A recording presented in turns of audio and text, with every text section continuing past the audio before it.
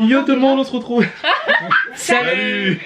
Il y a quelques semaines, vous nous avez envoyé vos réponses au sondage sur le paranormal. On a les réponses en diagramme. On est avec Alexandra que vous avez déjà vu, malheureusement elle est souvent là, hein. Et David. David, vous le connaissez, mais vous l'avez jamais vu. Pourquoi vous le connaissez? Parce que dans les storytime où je racontais que j'avais cru qu'un de mes amis se transformait en loup-garou, c'était lui. C'est toujours très honteux à raconter, mais voilà la jambe poilue.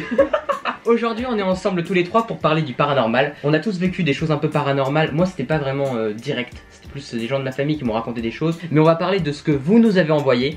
On fera sûrement d'autres vidéos, on va lire les storytime que les abonnés nous ont envoyés. Et là on va voir un petit peu le sondage. Alors au niveau de l'âge des participants, la plupart ont 16-18 ans, genre notre âge. Bah la moitié, ouais, c'est la moitié à 16-18 ans. Il y a quand même un de plus de 45 ans. Il est tout seul, vraiment. Genre, gros big up à papy. Alors là c'est une question importante, est-ce que vous croyez aux esprits? Il y a près de 60% de oui. Bah ouais, non, mais moi j'aurais tendance à voir plus un 50-50. Généralement c'est 50-50, c'est vraiment partagé, mais là... En fait je pense que les gens qui croient aux esprits, ils vont pas l'avouer.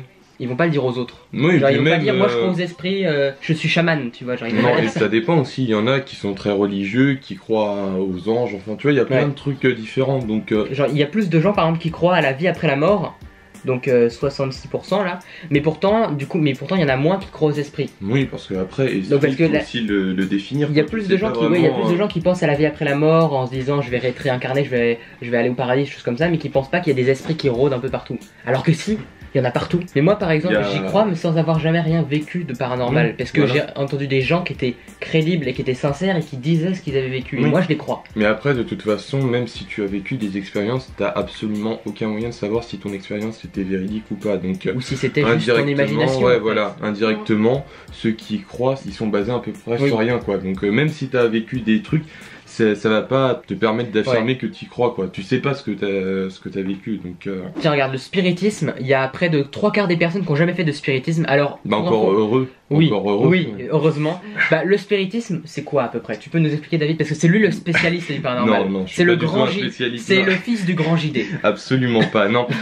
Faut savoir qu'il n'y a pas forcément de spécialisme de spiritisme, parce qu'en soi, on sait très peu de choses par rapport à ça, et c'est quelque chose qui est vachement vaste. Il y a une mode à travers le spiritisme avec qui le Ouija.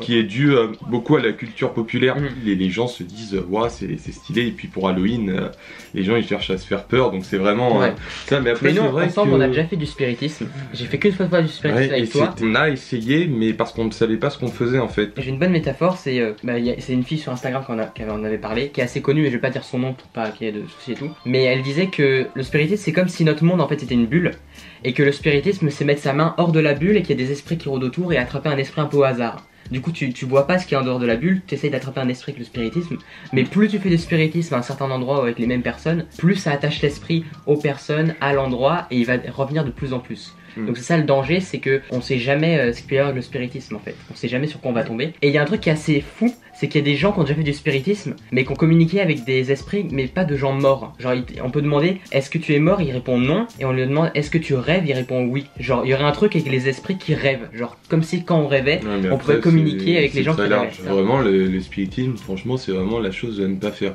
C'est vraiment... très dangereux. Si vous vous dites peu importe ce qu'on me dit, je le ferai, le faites jamais seul. C'est même pas à faire, parce qu'en soi c'est la pire manière de s'intéresser à ça.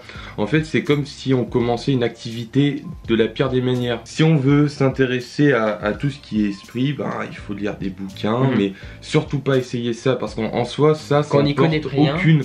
Et puis en fait on n'y connaît rien. C'est vrai qu'il y en a vraiment beaucoup de personnes qui en parlent. Et surtout il y en a beaucoup qui le font seul, et il faut surtout pas faire ça, parce que seul ou en groupe. Après c'est vrai que seul... c'est encore plus dangereux seul, parce que seul c'est l'esprit, il peut aller directement sur toi. Quand t'es en groupe il va pas forcément... Tu sais, c'est pas quelque chose qui fonctionne à tous les coups. Genre le principe du Ouija, c'est absolument pas vérifiable. La plupart des explications par rapport au Ouija, c'est de l'idéomoteur. Et il y a une expérience qui est très bien à faire par rapport à ça, c'est que beaucoup pensent que le Ouija est véridique. Il suffit de le faire en fermant les yeux. Et ça aura plus aucun sens, parce que comme c'est idéomoteur, voilà. Le spiritisme, ça a rien de concret, rien de... ça a rien de génial non plus à faire. Oui, puis voilà, ça peut être marrant, mais franchement faut pas faire. Je qualifierais même ça de perte de temps en fait. Faites pas de spiritisme. Ça ne vous apporte rien, ça fait plus de mal qu'autre chose. Mais c'est pas possible d'attirer un bon esprit. Ça existe, mais on peut pas savoir. Ça aussi, dire qu'il y a des bons, des mauvais esprits, on sait absolument pas. Il y a plein d'esprits qui sont pas malveillants, qui pensent faire bien, mais en faisant bien, ils vont t'empêcher de voir des gens, ils vont t'empêcher d'aller voir tes amis, d'être en couple en disant pour te protéger. En fait, on pourrait même pas donner une définition claire de ce qu'est un esprit. Rien n'est clair là-dessus. Voilà, rien n'est clair quoi. Ça se trouve, on se trompe sur tout. Oui. Donc voilà. Il y a près de 60% des gens qui ne croient pas à la divination, donc le principe de pouvoir lire l'avenir, voir son destin avec la voyance, l'astrologie, numérologie, cartomancie, donc c'est tirer les cartes, les choses comme ça. Il y en a pas mal qui ont appris des trucs sur leur avenir grâce à ça, genre ça a marché. Et moi j'ai une anecdote là-dessus, ça se passe dans les années 80. C'était ma mère, elle était allée voir une voyante. Elle y croyait pas forcément, mais elle se disait c'est intéressant pour bien se marier. Enfin, on teste le truc, au moins elle était curieuse. Elle va voir une voyante et la voyante lui dit il va y avoir une mort dans votre famille, quelqu'un qui va mourir dans votre famille, quelqu'un que vous connaissez pas vraiment, vous avez vu très peu dans votre vie, mais il va bientôt mourir et son prénom c'est Daniel ou Dominique. C'est un nom en D, Daniel ou Dominique. Elle était quasi sûre, la voyante, et ma mère elle connaît pas de Daniel, pas de Dominique, elle s'est dit mais de quoi elle parle. 2 mois après, il y a quelqu'un qui meurt dans un accident de moto je crois, qui s'appelle Dominique et qui était le cavalier de ma mère lors du mariage de sa cousine, qu'elle avait vu genre une seule fois dans sa vie, et il était mort genre 2 mois après la voyance. Donc peut-être que c'est une grosse coïncidence. Je pense qu'il y a des voyantes qui ressentent des trucs, ou des médiums qui ressentent des visions, après, qui ressentent des choses. C'est aussi à prendre avec des pincettes. Oui, il y a tellement de charlatans aussi. Par exemple, tu peux dire oui, tu vas faire une rencontre d'ici 1 mois, tu le dis à 10 personnes, peut-être que dans les 10 personnes, il y en aura un qui va rencontrer une personne d'ici 1 mois. Plus tu répètes l'expérience sur un grand nombre de personnes avec une échelle longue, plus tu auras de chances que... Est-ce que tu as déjà vécu une expérience inexplicable? Fantômes, bruits étranges, tout ça. Alors j'ai vu, il y a beaucoup de gens, j'ai vu dans les réponses, je pense qu'on fera peut-être une autre vidéo plus tard pour lire un peu les réponses ensemble, une petite soirée et tout, tranquille. J'ai vu plein de gens qui racontaient au niveau des bruits qu'ils entendaient, des bruits de pas par exemple dans le grenier, ou souvent beaucoup de gens parlaient d'une forme blanche qu'ils voyaient. Il y a un tiers qui dit qu'il pense avoir vécu un truc, mais il pense que ce n'était pas paranormal. Oui. Donc tu vois, il y a déjà, voilà, ils savent qu'il y a, ils ont un truc, mais ils se disent voilà, tout n'est pas, donc ça c'est bien. Après, il y a beaucoup de parano, très clairement.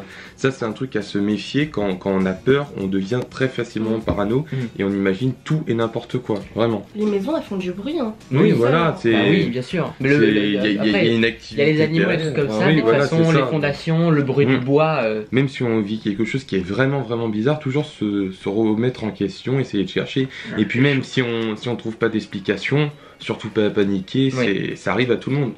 Les esprits vont voir ceux qui paniquent. Si vous êtes fragile, vous serez possédé. Non, je vais vraiment faire peur aux gens comme ça.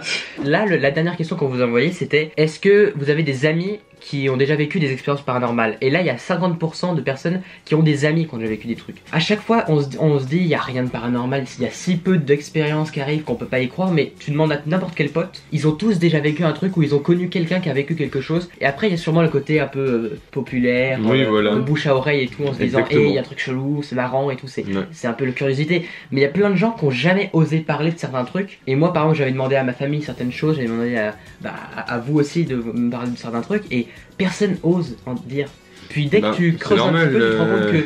C'est un sujet qui est très controversé, et puis même le fait d'en parler sur YouTube, nous, tu vois, on peut très bien passer pour des fous. Rien que quand tu vas sortir cette vidéo, il y a des gens qui vont nous voir nous trois et qui vont se dire oh, eux ils sont pas voilà, c'est ça. Si vous voulez en parler autour de vous, choisissez vraiment des personnes de confiance. Il faut vraiment que ça reste de bouche à oreille. Si j'ai un conseil à donner, si vous voulez vous intéresser aux esprits, faites pas de spiritisme, mais juste, moi par exemple, j'ai jamais vécu beaucoup de choses avec les esprits, mais ça m'intéresse beaucoup. Et du coup, ce que j'ai juste fait, c'est j'ai demandé à mes abonnés, j'ai demandé à mes potes, j'ai demandé à plein de gens autour de moi, à ma famille, qu'est-ce qu'ils ont déjà vécu de bizarre qu'ils ont jamais osé dire. Et si vous êtes à l'écoute, si vous demandez à vos amis est-ce que tu as déjà vécu des trucs, et bien vos amis vont se livrer, ils vont expliquer quelque chose qu'ils pensent sincèrement avoir vécu, quelque chose de vrai, et c'est là qu'on a des belles expériences, qu'on a des belles histoires, et qu'on découvre peu à peu encore plus de choses là-dessus. Puis même les gens ils sont très friands de ça. Ah ben oui. En soirée, moi ça me passionne. Tu sors la petite rubrique, on va se raconter des histoires qui font peur et tout, des expériences et tout, et tu verras que...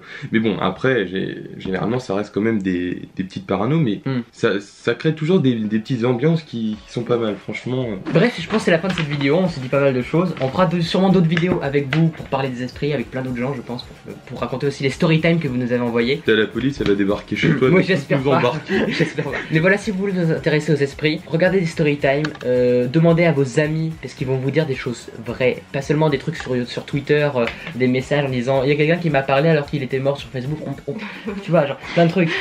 Genre soyez ouverts d'esprit, demandez à vos amis, mais si vous voulez avoir du vrai qui n'est pas du fake, demandez à vos plus proches amis, je suis sûr qu'ils ont tous déjà vécu un truc bizarre. Voilà, c'est la fin de cette vidéo. On se retrouve demain à 6h du matin pour une nouvelle vidéo. Et je vous dis à la prochaine. Et là on fait le ciao. On fait le ciao. Ciao.